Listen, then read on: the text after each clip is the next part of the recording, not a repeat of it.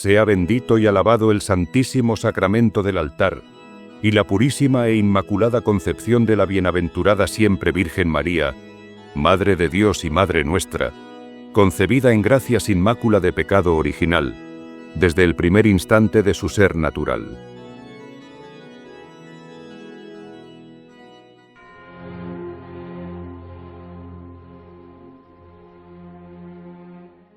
Amadísimos hijos, el tercer mal que se sigue de la ociosidad es el juego.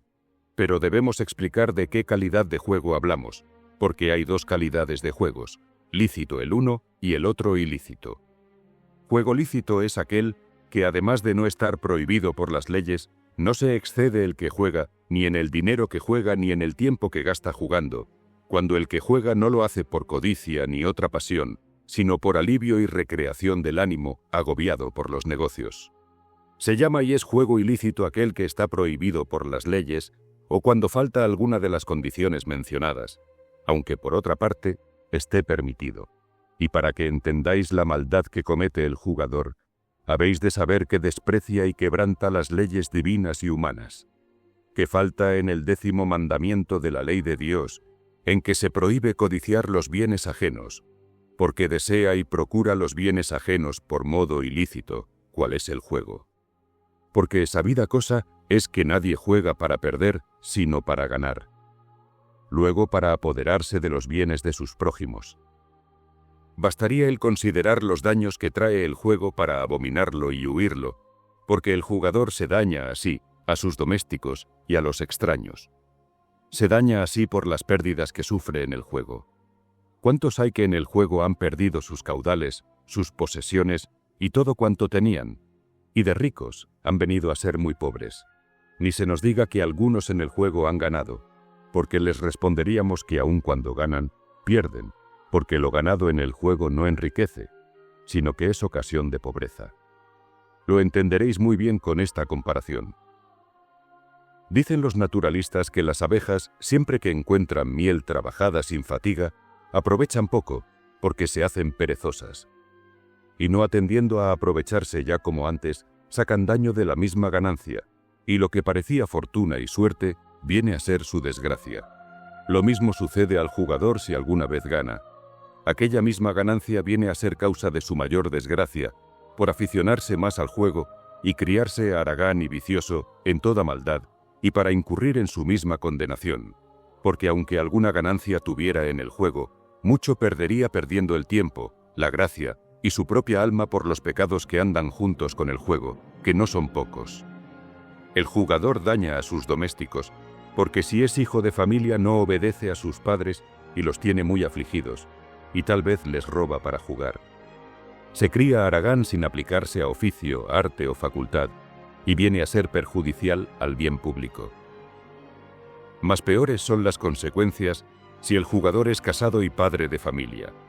¿Quién es capaz de enumerar los disgustos que da a su esposa, los escándalos que da a sus hijos y los perjuicios que a todos causa? El jugador no solo daña a sí mismo y a sus domésticos, sino también a los demás. Y para que se vea lo perniciosos que son los jugadores, no hay más que escuchar las palabras del sapientísimo don Canciller de Cervera, cuando trata de los juegos ilícitos. Son para el Estado, dice, unos vicios que sorda y lentamente le destruyen, por lo que arruinan las familias, precipitan en estafas y trampas, desconciertan la unión de maridos y mujeres, hermanos, hijos y parientes, y distraen de la ocupación con que debe atarearse cualquiera ciudadano, perjudicándose notablemente la economía y la industria.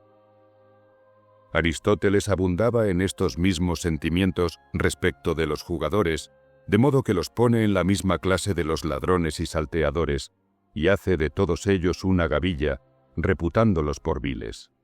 Ellos son fingidos y mentirosos, y juran 1000 veces para ser creídos en sus embustes. Y este lenguaje y procedimiento no solo se ve en la gente relajada y sin educación, sino también en la de más alta categoría. Basta que sea amante del juego para incurrir en esta maldad. Del emperador Calígula dice la historia que era amante del juego, y para ganarse valía más de los engaños, mentiras y juramentos falsos que del arte de buena ley.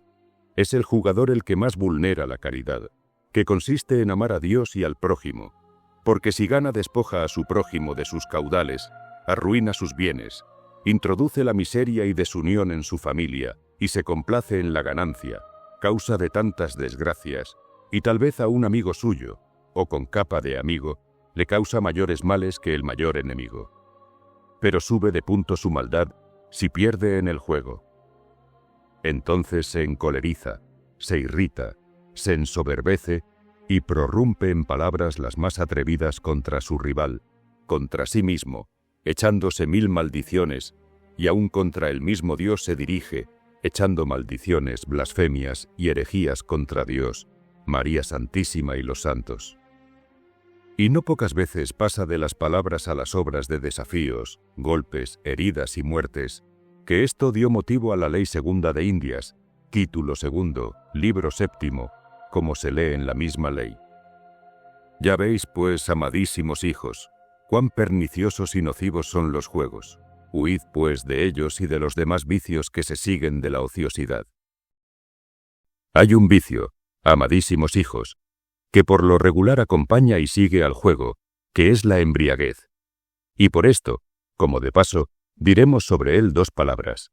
No hay duda de que el mismo dinero del juego proporciona el aguardiente, cerveza, vino y demás licores. Y la tarea de los jugadores parece que hace necesario el beber. Pero lo peor es que este vicio queda tan pegado al sujeto que aunque con el tiempo se enmiende y deje el juego, no dejará ni se enmendará de la embriaguez. Es este vicio de la embriaguez uno de los más infames y más funestos. Él entorpece al hombre, le asemeja al bruto y le hace algunas veces aún más estúpido y feroz. El bruto conoce cuando ha bebido bastante, pero el bebedor no lo sabe conocer. El bruto no se aparta de su instinto natural, pero el hombre ebrio se embrutece de tal manera que se vuelve tan irracional y feroz que no hay maldad que no se pueda sospechar, ni delito que no se pueda temer de él. Luego se desmanda en deshonestidades y en riñas, y con palabras y acciones provoca a conocidos y a desconocidos, siguiéndose de aquí heridas y tal vez muertes, perturbando la tranquilidad pública, obligando a la autoridad a castigar con cárceles, presidios y con otras penas a los reos, con no pequeños disgustos y sentimientos del vecindario. Pero no quedan aquí las desgracias de la embriaguez. Mucho más allá se extienden, porque el hombre ebrio se vuelve tan brutal y feroz que de ningún irracional se ve lo que se ve del hombre tomado de la bebida. De ninguna fiera se ve que maltrate a su hembra inocente, ni estropee a sus cándidos cachorritos. Pero el hombre ebrio es tan brutal, monstruoso y sacrílego, que no repara en profanar el santuario doméstico consagrado por el santo matrimonio. Él se atreve a injuriar de palabra, y tal vez aún tendrá la osadía de poner las manos sobre su fiel compañera y casta esposa que Jesucristo le ha dado, atormentándola y castigándola como si fuera culpada cuando él es el solo criminal. Y lo que da más lástima es el ver que sus mismos hijos inocentes han de ser víctimas de su ferocidad, siguiéndose de aquí los divorcios, los escándalos y toda maldad. Muchos ejemplos os podríamos referir, pero solo nos contentaremos con el siguiente. Haciendo la santa visita pastoral en una de estas poblaciones de nuestra diócesis, visitamos, según lo habíamos hecho en todas las otras poblaciones, la cárcel y el hospital, pero quedamos horrorizados al ver el marido en la cárcel y la esposa en el hospital, que tenía esta infeliz herida la cabeza, lastimada la espalda, quebrado un brazo y cortados los dedos de una mano, habiéndola puesto así el marido a machetazos en el acceso de su embriaguez. Y por ser pobre fue conducida al hospital, y el marido por ser criminal a la cárcel, y lo sabemos de cierto porque visitamos y hablamos con ambos. Pero lo peor que tiene este vicio es el ser casi incorregible, ya por la gula, ya porque no se acuerda ni conoce cuando vuelve en su sano juicio de lo que dijo e hizo cuando estaba privado. Mirad, pues, amadísimos hermanos, si tenemos poderosos motivos para exhortar con todo encarecimiento que os apartéis de la embriaguez. Huid de todo pecado, huid de lo malo, divertid a lo malo, así será como estaréis dispuestos para lo bueno. Haced bien. Amadísimos hijos, toda la esfera de la bondad, de la santidad y de la perfección consiste y gira sobre estos dos ejes, a saber, apartarse de lo malo y hacer lo bueno, como dice Dios por el profeta David. Apártate del mal y haz el bien. Y por aquí se conoce desde luego claramente el error en que incurren algunos cristianos que, por ignorancia o por engaño del enemigo común, viven muy satisfechos diciendo: a nadie robo ni mato, a nadie hago ni quiero mal. Y con esta bondad negativa se tienen por tan seguros como si ya tuvieran el cielo en la mano. Mas a nosotros nos toca desengañarlos y decirles claramente que es bueno que a nadie hagan ni quieran mal. Pero esto no basta, como lo pueden fácilmente deducir de las palabras del mismo Dios, que además de decir apártate del mal, añade luego haz el bien. Con no hacer lo malo, solo se cumple con uno de los dos extremos que abraza el precepto divino.